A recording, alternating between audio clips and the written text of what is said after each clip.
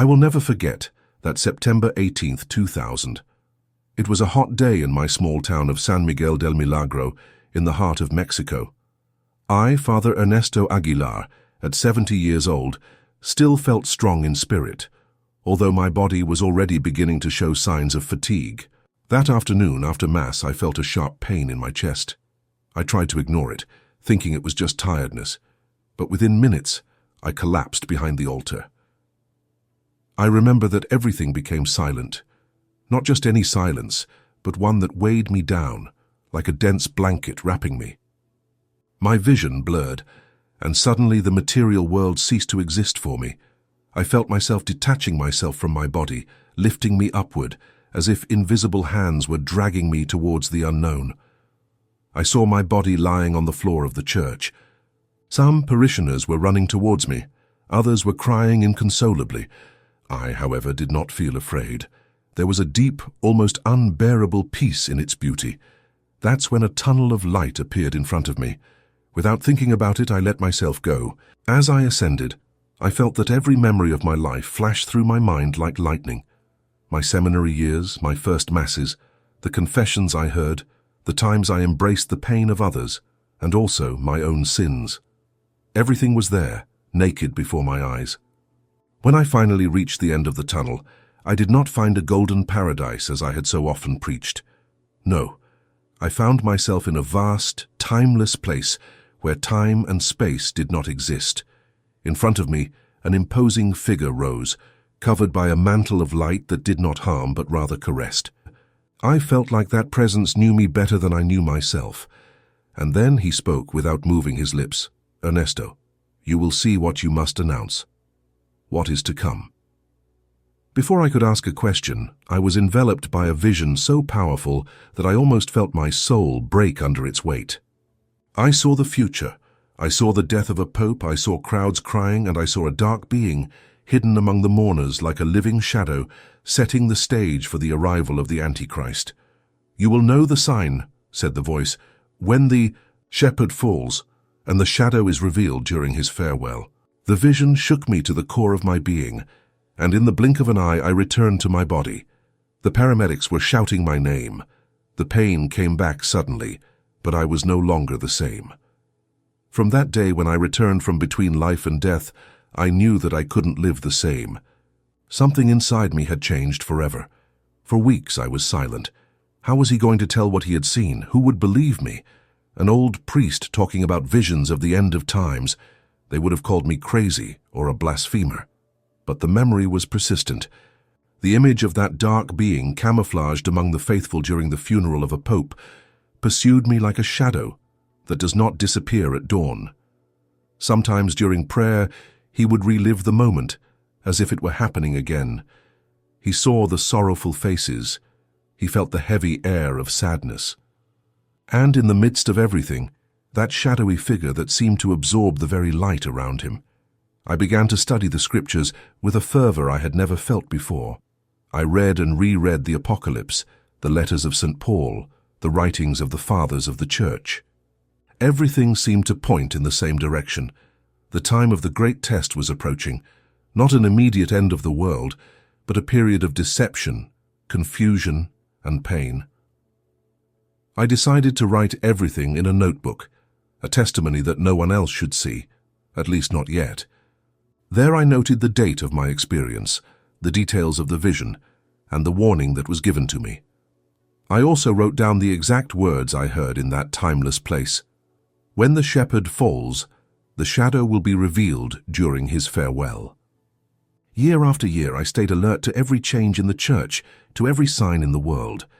I saw St. John Paul II die in 2005, and although his death shocked the world, I did not see the sign at his funeral. Then Benedict XVI resigned in 2013, an unprecedented event, but it was not his death, and I did not see the shadow either. Even so, the restlessness did not leave me. Days turned into years, years into decades. Silently, I grew older, while the world around me changed rapidly. Sometimes I wondered if I had misunderstood, if my mind had played a cruel joke resulting from the lack of oxygen during my cardiac arrest. But inside me, something A certainty that didn't belong to me continued to burn. The moment would come. And so we arrive at April 2025. When I heard the news of the death of Pope Francis on the 21st, I knew, with a thrill in my soul, that my wait was over. It was Monday, April 21st, 2025, when the bells of all the churches resounded mournfully throughout the world. Pope Francis had left for the Father's house. The news reached me while I was praying the rosary in the chapel of my house, as I had done every morning for years. The sound of the radio interrupted my prayers. Pope Francis died this morning in Rome at the age of 88. I felt like the air was leaving my lungs. It wasn't sadness that invaded me, although I also cried. It was the echo of that ancient prophecy that came back to me, hitting my chest like a hammer. I sat in front of the makeshift altar I had in my living room and prayed, not out of fear, but for clarity. Was this the shepherd whose downfall I had been shown? The following days were a mixture of grief and internal tension. The world mourned the pontiff who had marked an era of hope and rapprochement. Governments, religious leaders, and millions of faithful from all corners of the planet sent their condolences. Every mass, every vigil, every word issued from the Vatican was broadcast on all media. I observed every detail with my soul in suspense, looking for any sign, any confirmation. I asked myself over and over again, when would the shadow appear? Would it be during the wake, in any previous ceremony, or maybe at the funeral itself? The nights became long, sleepless, full of prayers and painful expectation. The Vatican announced that the funeral would be on April 26th, and that, as was customary, it would be a massive event with presidents, kings, clerics, and ordinary faithful attending to say goodbye to the one who had been everyone's shepherd. I gripped my rosary tighter. He knew that what he was about to witness would be crucial. It was not just the death of a holy man, it was the threshold towards a new stage for all humanity. The morning of the 26th dawned grey in San Miguel. I sat in front of the television, alone in my humble living room. Every beat of my heart thundered like a drum in my ears. When the live broadcast started, I felt my entire being tighten like a bowstring. It was as if the entire universe was holding its breath. And then, among the thousands of faces that filled St. Peter's Square, my eyes saw him, a figure that didn't fit, a shadow in the middle of the light. At first, I thought it was my imagination. After so many years of waiting, my mind could be playing a trick on me. I rubbed my eyes, leaned toward the screen, said a Hail Mary under my breath, but no, there it was. It was a figure wrapped in a dark robe, completely black, without insignia, without symbols, without a visible face. He was not a cardinal, nor a monk, nor an ordinary pilgrim. There was something about his presence that was different, unnatural. While all the faces showed pain, tears, or contemplation, that figure remained motionless, as if it did not belong to the same plane as the rest. He wasn't in the spotlight. He was not among the main dignitaries or near the coffin. She stood to one side between the rows of faithful, almost camouflaged among the crowd. But it was impossible not to feel its influence. Even through the screen, I perceived a deep cold seeping into my living room, as if its mere existence drained the warmth from the world. My heart was beating wildly. I knew in that moment that the prophecy was being fulfilled before my eyes. It was the same being that I had seen 25 years ago in my vision, the same darkness disguised as nothing, the same silent threat that had been announced. The television camera focused on world leaders, presidents, prime ministers, patriarchs of various churches. And from time to time, in the more open shots, the dark figure would reappear in the background, like an ominous echo of what was to come. Nobody seemed to notice. No one else seemed to feel it. But I do, and I knew he wasn't crazy. As the Pope was placed on the sacred ground, a cloud momentarily covered the sky over Rome. A cold wind swept through the square, making the attendees tremble. Many crossed themselves. Others hugged each other. I saw how at that moment the shadow tilted its head slightly, as if it recognized that its time had come. The words of the vision echoed within me. When the shepherd falls, the shadow will be revealed during his farewell. Cold sweat ran down my back. Something very ancient and terrible had been released. The Antichrist would not arrive suddenly, not in an obvious way, not like a tyrant from cheap movies. No. The preparation was already underway, and it would be subtle, seductive, disguised as light, but poisoned from its roots. I turned off, the television slowly shaking. I sat there with the rosary in my hands, not knowing how much time had passed. I just knew that nothing would be the same again. That night I almost couldn't sleep. I lay down in my old wooden bed, with the sheets cold and rough, but my mind was still caught up in the images I had seen. Every time he closed his eyes, the shadow appeared again, motionless, watching, waiting.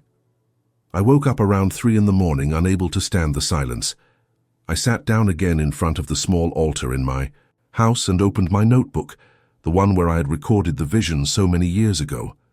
My hands shook as I turned the pages, but it was all there. The date, the exact words, the description of the dark figure. Now there were no doubts. The prophecy had been fulfilled. Part of me wanted to run and tell the entire world, warn everyone about what was about to begin, but another part, wiser and more serene, knew that it was not the time. Who would believe an old, retired priest, living in a forgotten little town in Mexico? They would look at me with pity, perhaps, or with mockery. And furthermore, I understood something even more important. The real battle would not be public. No, it would be spiritual, silent, individual. I knelt down and began to pray as I had not done since my youth, not with words repeated out of habit, but with groans of the soul. I asked God for strength, wisdom, and above all, courage to endure what was to come. Because he knew that now the dark times had begun. I remembered the words of Jesus, "Watch and pray, so that you do not fall into temptation." And I understood that my role was not to shout at the world, but to stay awake, to pray for souls, to be a lighthouse in the midst of the storm that was already brewing. There, in the darkness of my house, I felt for the first time in a long time the presence of the Holy Spirit comforting me. I wasn't alone. None of us would be if we kept the faith alive. The enemy had taken a step, but the light still burned, even if it was like a small spark in the hearts of the faithful.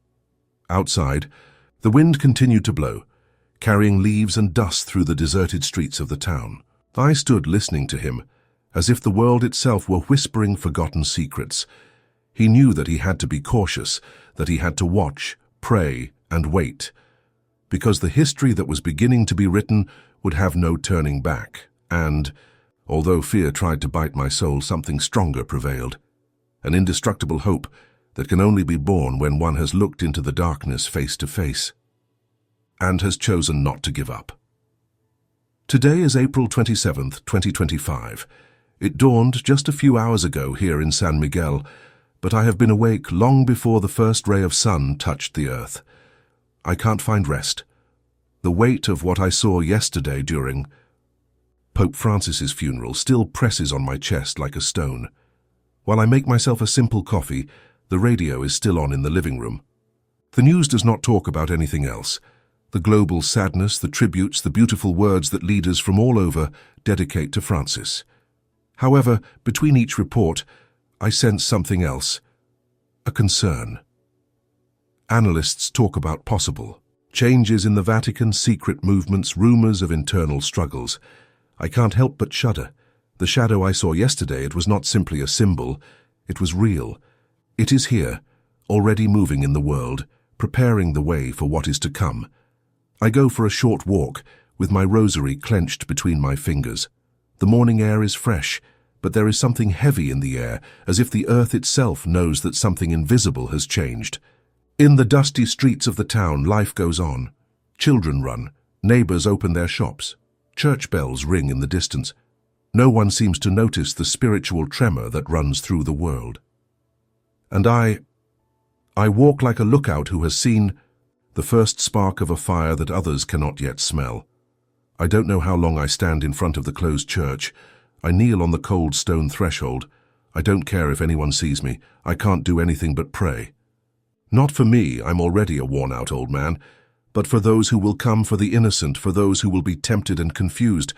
I repeat over and over again, Lord, strengthen my faith. Do not let my knees weaken. May my mouth not be silent when the time comes. I know we are at the beginning of something big and terrible, that the enemy will not come with a face of war, but with sweet words, with promises of unity, of false peace. And as the sun timidly rises in the sky, I make a silent vow. Though the world falls into deception, though darkness advances, I will remain faithful.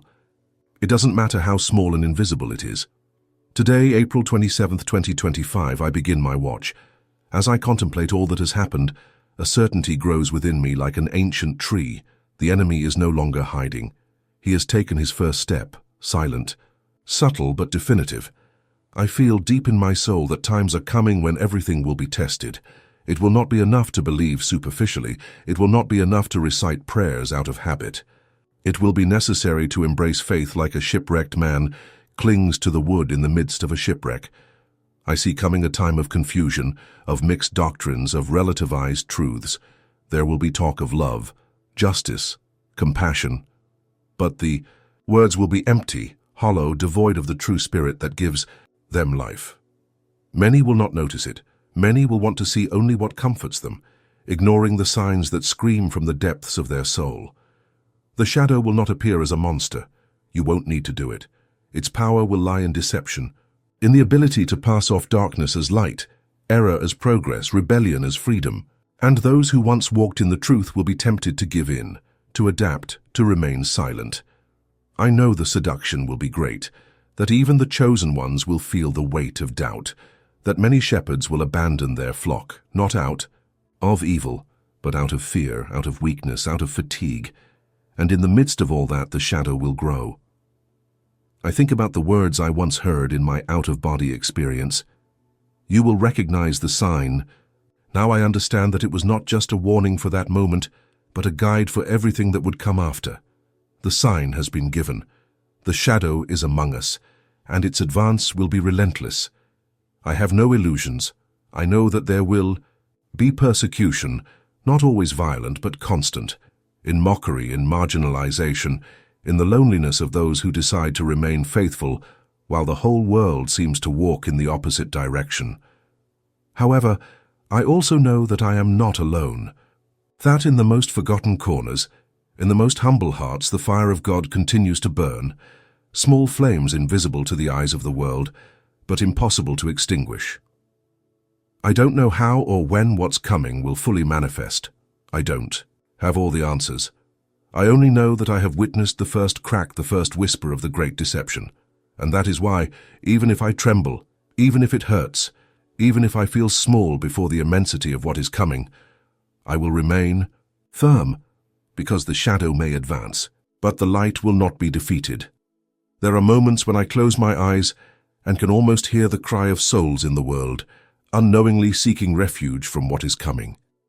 It is a dull murmur, like an underground river that runs beneath the surface of everyday life. It is not fear that predominates in my heart now, but deep compassion. I think of so many who will be swept away without even suspecting it, in the young people who will be born in a world where the false will be proclaimed as true, in the elderly who will see the certainties for which they lived crumble, in children who will grow up without knowing that darkness has been disguised as virtue. The vision I received was not a punishment, nor a condemnation. It was a silent mission. I was not chosen to directly confront the shadow, nor to raise flags, nor to lead crowds. I was called simply to be a witness, to hold the flame when others let it fall, to pray when everything seems lost, to wait with hope when the world gives in to despair. I know that the time of great visible figures will pass, that the true combatants will be the hidden ones, the invisible ones, those who do not seek glory or recognition. Nuns praying in forgotten monasteries, parents teaching the truth in their homes. Faithful priests who, even persecuted, will not abandon their altar. The enemy will seek to take over everything, the words, the symbols, the institutions. It won't leave space without trying to corrupt it, but there will always be a remainder, a small, faithful remnant. My place is there. Not in public squares, but in the heart of the silent resistance. That is why I write these words now. I don't know if anyone else will ever read them. I don't know if they will be of any use in the midst of the noise that will come. But my soul finds comfort in leaving them here, as testimony that when the darkness began, at least one of us chose to remain standing. I feel a voice inside me that is not mine, repeating over and over again, "Do not be afraid.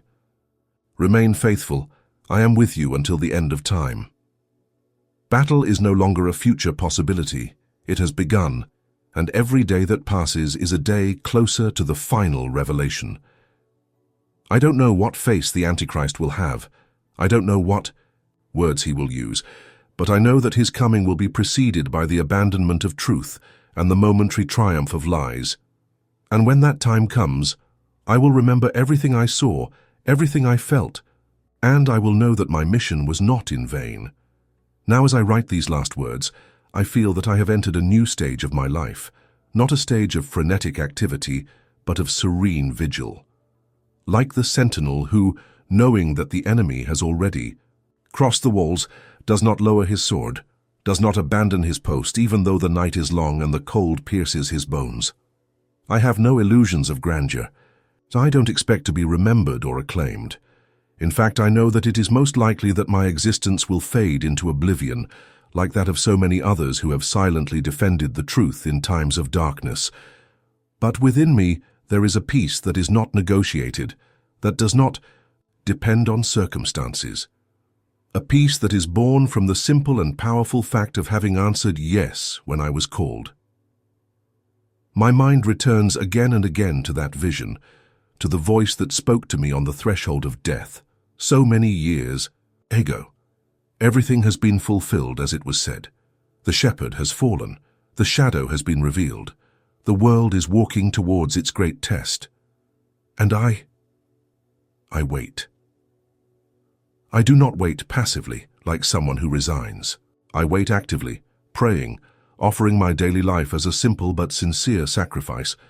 Every small act of faith, every prayer said in the silence of my home, every gesture of hidden love, are invisible stones building a shelter for the days to come. I know that the future will bring pain, trials, deceptions that will seem irresistible. I know that even among those closest to God, there will be confusion. I know that the shadow will try to extinguish every spark of light, but I also know that he will not win, because true light does not depend on human strength. It does not depend on governments, nor on institutions, nor on crowds. It depends on him who conquered death. And his victory has already been sealed before the first brick of this story was laid. Today I embrace that certainty like an anchor in the middle of the raging sea. I don't fear the future. I fear, yes, of failing to be faithful. That's why I stay here in silence with my heart open, with my soul awake, waiting, watching, loving it, until the light shines again on the world like a dawn that no darkness can stop. Dawn that no darkness can stop.